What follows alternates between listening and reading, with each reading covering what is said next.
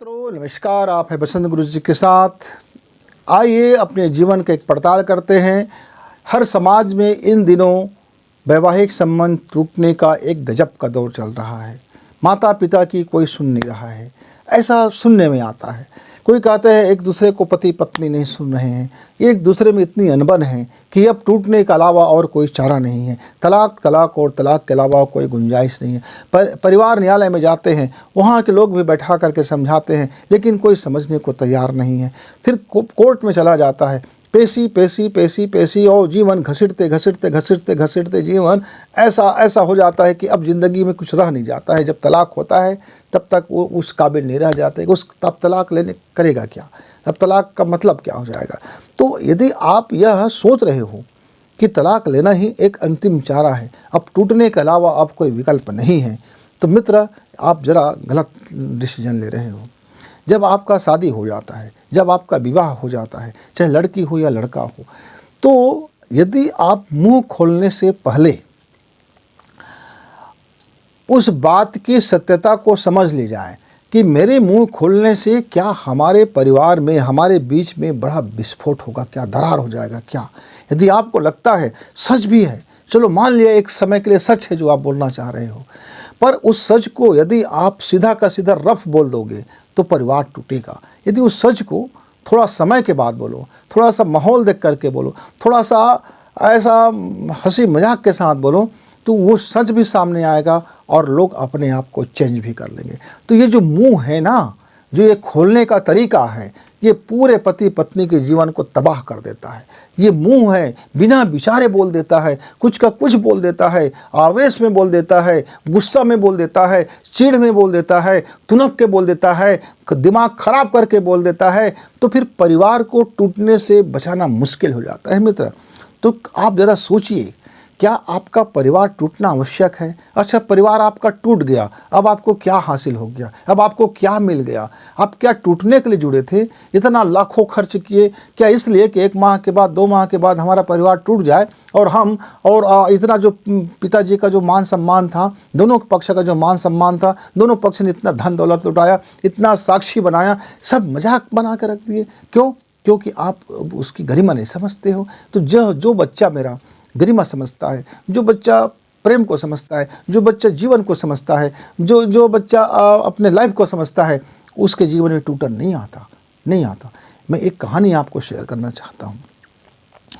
एक लड़की अपने पिताजी माताजी से बहुत नफरत करती थी और वो बड़े संपन्न घर की थी। पहले संपन्नता कम था, बाद में संपन्नता हो गया। पर लड़की का परिवेश ऐसा हुआ कि हॉस्टल में हुआ, यहाँ हुआ, वहाँ हुआ, और दुनियादारी में उनकी विचारधाराएँ बिल्कुल बदलने लगा। उनकी विचारधारा इतनी बदलने लगा कि उनको अपने माता पिता से ही घृणा होने लगे। अब माता पिता चाहते थे कि उसकी शादी हो जाए, कोई तरह से हो जाए। फिर उन्होंने एक सुंदर और एक शांत लड़के का चयन किया और उस लड़के को बताया गया कि थोड़ी लड़की मुफट है, ज़्यादा नहीं है, थोड़ी सी बात बताएगी, और 99% बात को छिपा दिया गया।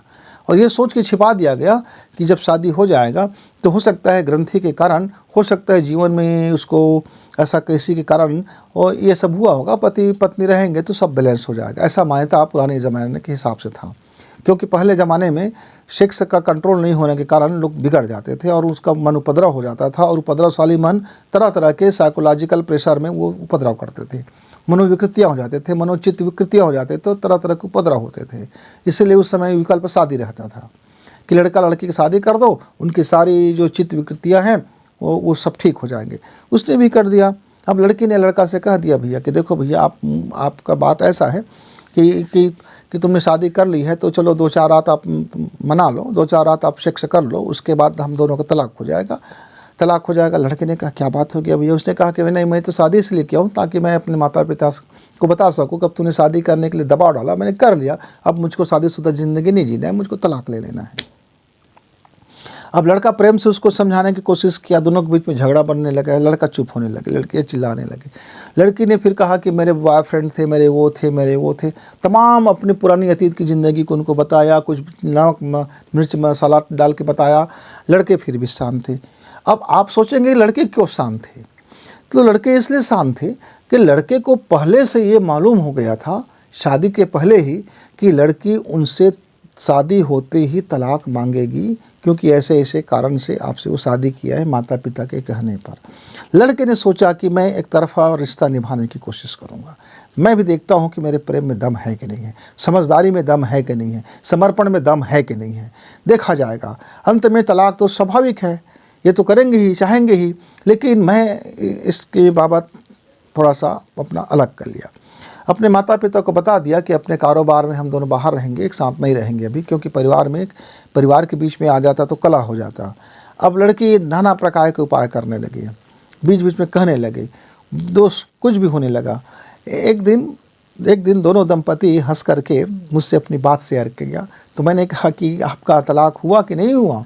तो बोले, गुरुजी मैं थक गई हूँ, अब मेरा तलाक ही नहीं हो रहा है, ये मुझको तलाक ही नहीं दे रहे हैं। मैं न जाने कितनी धमकियाँ दे चुका हूँ और कितनी इनके साथ बदतमीजियाँ कर चुका हूँ। मैं तो एक हफ्ते के लिए बाहर भी चली गई थी, और ऐसा बोल दिया वैसा बोल दिया। किस टाइप का आदमी समझ नहीं आता, ये मुझे तलाक ही नहीं देते हैं।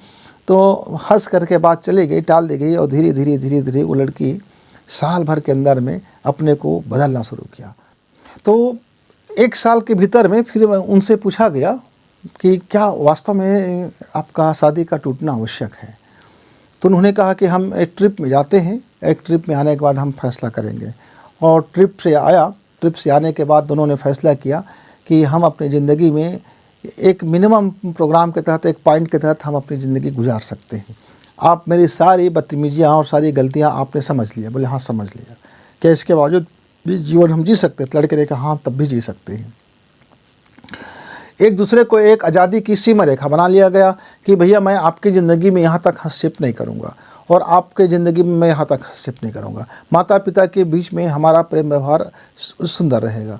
और लड़की ने अपने सास ससुर की प्रेम में, मोह में, और वो धीरे धीरे अपने को समर्पित करती गई उस परिवार के बीच में।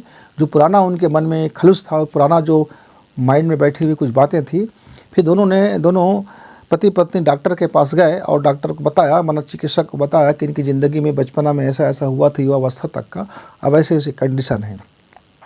काउंसलर ने 2-3 बार काउंसलिंग की, उसका 2-3 बार काउंसलिंग करने के बाद 6 माह तक उनकी दवा चली, और आज दोनों के दाम्पत्य जीवन में बिल्कुल कहीं ऐसा नहीं है कि खलुस हो जाए, कि मनमुटाव हो जाए। थोड़ी बहुत बीच में लड़की की चूँकि आवेशित हो जाता है, क्रोधी हो जाता है, तो उन लड़के को पता है, और उनका ज़िंदगी के पट्टी चल निकला मित्र। उन्होंने सोचा कि टूटना आवश्यक नहीं है। पहले सोचा था कि टूटना आवश्यक है, फिर बाद में सोचा कि जुड़ना आवश्यक है।